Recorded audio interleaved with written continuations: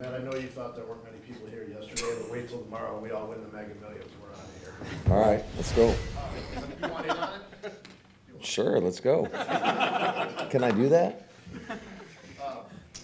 In 2019, your first camp, did the guys stay in the dorms at St. Norbert that year? Yeah, they did. So I know you're not doing it now. Like, do veterans get to stay at home, or what's the breakdown for that? Yeah, that's kind of how we've operated. That changed with COVID and just seeing how these guys, obviously the veterans, you know, the majority of them we know pretty well and have good relationships with, and there's just a lot of trust there, and I trust these guys to handle themselves professionally, and I did tell them, you know, if you make a mistake, you will be in the hotel. So, but that's how we're doing it. All our rookies are in the hotel right now. Matt, on that same note, I've talked to people at St. Norbert, and they're having construction this year on some of those dorms, so they weren't kind of ready to welcome you guys back this year, but hoping to again next year. Is that a partnership that you guys are looking to continue moving forward?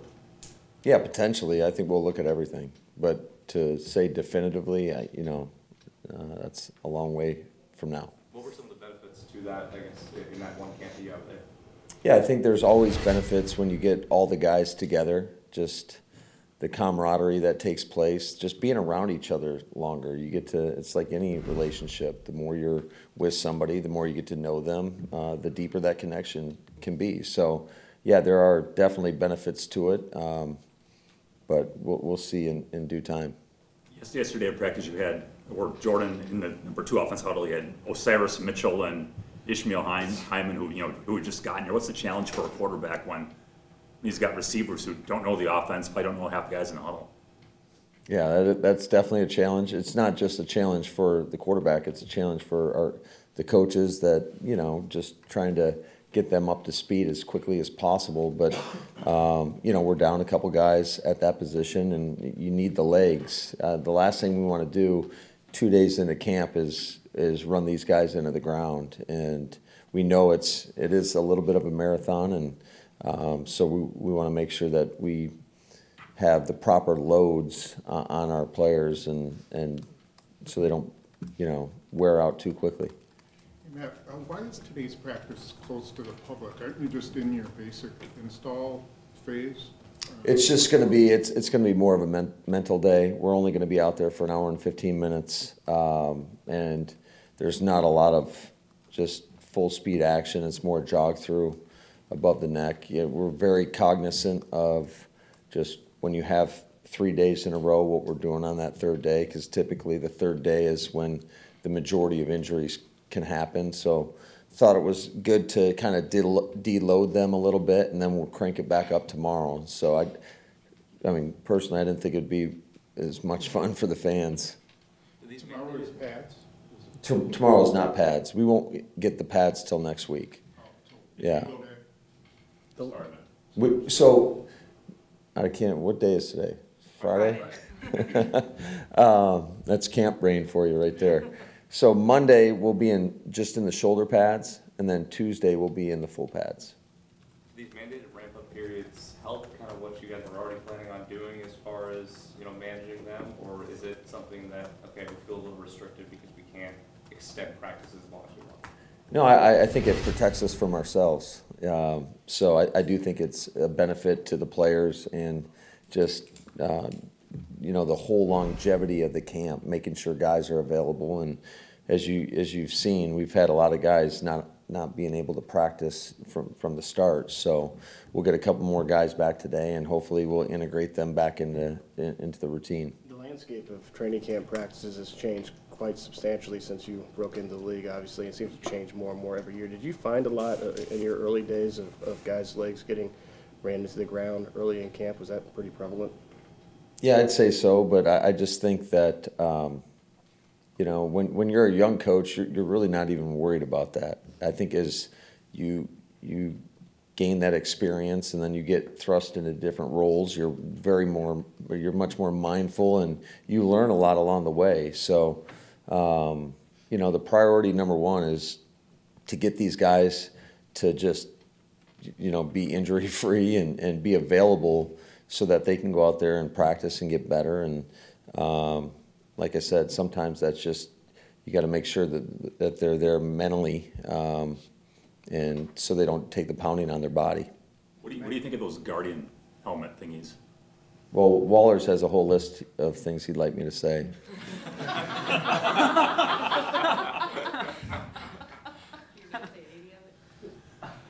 You want to share the It bullet is what it points? is. Yeah. It's, Same general consensus for the players too, how they feel about yeah, I don't, you're gonna have to ask the players. You know, I don't wanna, it is, I think the intent is there, you know, it is for player safety, and certainly we're always mindful of that, and, you know, we're big proponents of that. We want our guys, because, you know, if they're out, then they're not available. It hurts everybody. It hurts them. It hurts our team. And so certainly that component is very much respected. And it's just, you know, what happens when they take them off, and now that they haven't had that feeling of what it really feels like, and now it's live action. So I don't know. The research says that it's more effective, so we'll go with that. You had a bunch of guys, I think everybody wore them day one, and then yesterday it looked like a lot of, if not all of these skill guys had them off. I guess what was the message from you as far as when you have to wear them and when not to? So yeah, so day one, it's kind of like just the whole team mentality, right? So when we had the rookies here for rookie camp, half of them were in it. The positions that they were required for, the O-linemen, the tight ends, the D-line, the linebackers, they were all in them, and then most of the skill positions weren't in the Guardian caps. And so I just didn't like the look of it, to be truthful, and so we made everybody be uniform. And so, you know, asked the vets to do that as well, and they all complied and did that. And but I've been asking a lot of questions, not only from just other coaches throughout the league, how they're handling the situations, and there were some points that kind of resonated with me, and talked to college coaches that have experience with these, and so I told the team that we're only going to make the guys that are required to wear them. Without maybe saying where you got those points from, what were some of those points that resonated with you about the Guardian caps? Well, just like I mentioned earlier, just there's no acclimation period for like the real contact that's about to take place. Is this something, we don't know much about the Guardian caps, obviously, but the intent is to protect, you know, against concussion. I think the intent is totally legit. You know, I think that, you know, but I don't understand if they're going to wear them in practice, why aren't we wearing them in the game? Is this something you could see the league, would you be open to the league at some point eventually having those carry over into the game? Yeah, absolutely. Whatever. I mean, it truly is about player safety, and you're talking about your brain. I mean, that's pretty important. So, yeah, I'd be all in favor of whatever helps our guys, you know, live a long, healthy life. The thing I guess I somewhat worry about is when you do have that cushion on your helmet, and we're making a huge emphasis with our coaches about this, is I don't want the guys to feel the confidence that they can now use their head. So that's one of the, I guess, things that's not so great about it, is that you could get a false confidence and now your technique suffers. And I definitely don't want to see us go that way. Now, Rashan has never really come into camp as the #1 guy since he's been here. Have you seen him take on a different role, whether it's leadership, how he looks, how he acts? Yeah, Rashan is a tone setter, and I think you guys see that each and every day.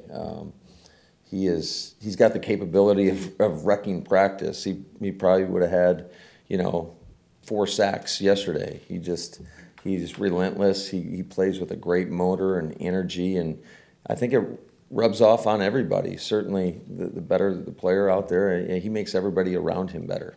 How are you seeing him being able to help that offensive line as you guys are trying to do different combinations and you have so many different rookie players trying to get reps and you have a guy like him on the defense? Yeah, the I would say one of the most important things is to make sure our O-line doesn't lose confidence when they're going up against a great player like that. And actually, we saw it last year a little bit with, with Stokes and Devontae and some of our other veteran receivers. We were just, Stokes and I were talking about it the other day. Just, it wasn't the cleanest camp for him in terms of just, he's going against the best in the game, but I think in the long run, it certainly made him better. And what was so impressive about Stokes is he never lost that confidence, and he was resilient. And I think that showed, and he actually gained more confidence the more he played out there, and I think the better he did. Matt, so you threw Zach Tom out there against Rashan Gary yesterday. What is it that you liked about him that makes you think he can play left tackle?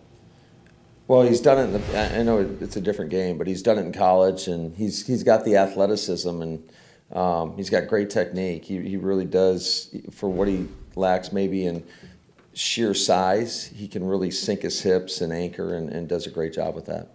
Matt, what does a young guy like Danny Davis, how much consistency does he have to show you? Because he had a really nice catch yesterday, skied for one on day one.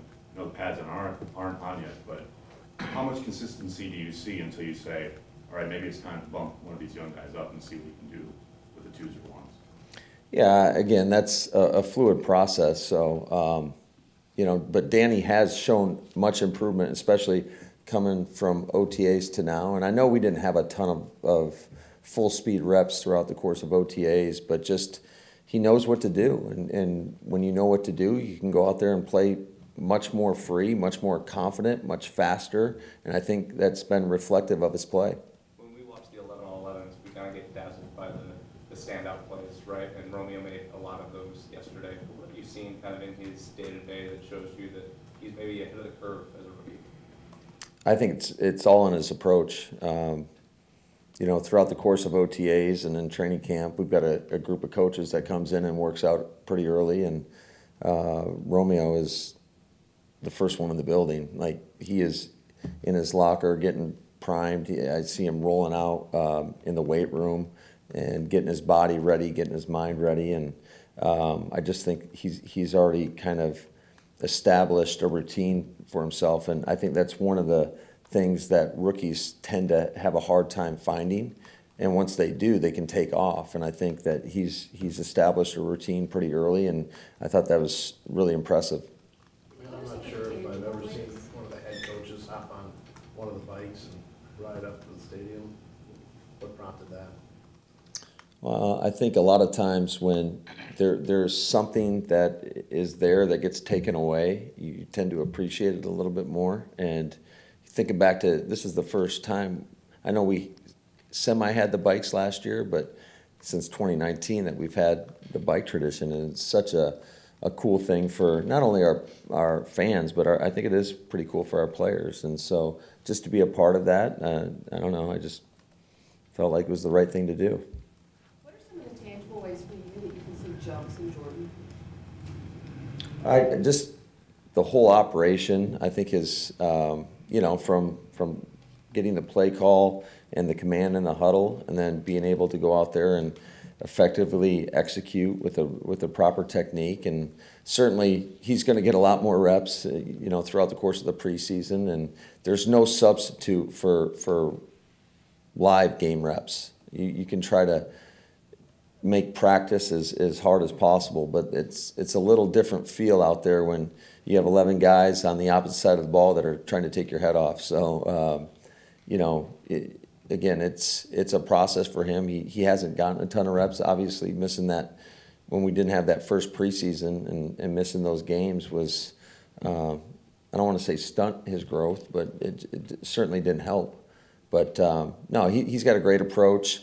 Aaron does a great job with him in our meeting room in terms of just giving him nuggets all the time. And I think, Jordan's been through it now for a couple of years, and I think he hangs on to those things and truly learns from not only his experiences out there, but the other quarterbacks in the room, be it Aaron or Danny.